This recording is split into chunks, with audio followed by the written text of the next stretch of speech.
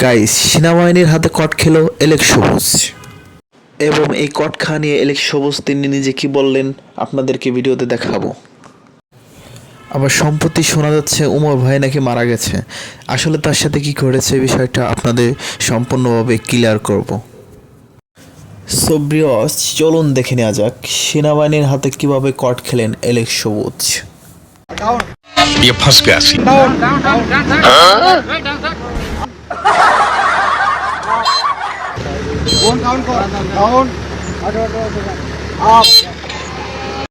এ বিষয় নিয়ে এলেক্স সবুজ ভাই কি বলল চলুন শুনে আসি।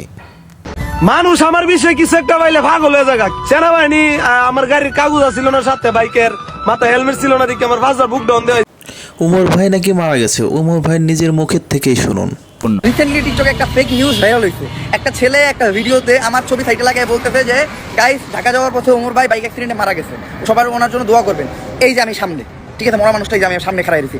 এর আগেও এরকম 2-3টা ভিডিও ভাইরাল হয়েছে। এটা নিয়ে অনেক মানে ঝামেলা পোহাইতে হয়েছে আমার। গুজব ছড়ায় মানুষকে হয়রানি করাটা, হয়রানি করে যে ভিউ কামানোটা, এটা কোনো মতে আমি সাই দিতে পারি না।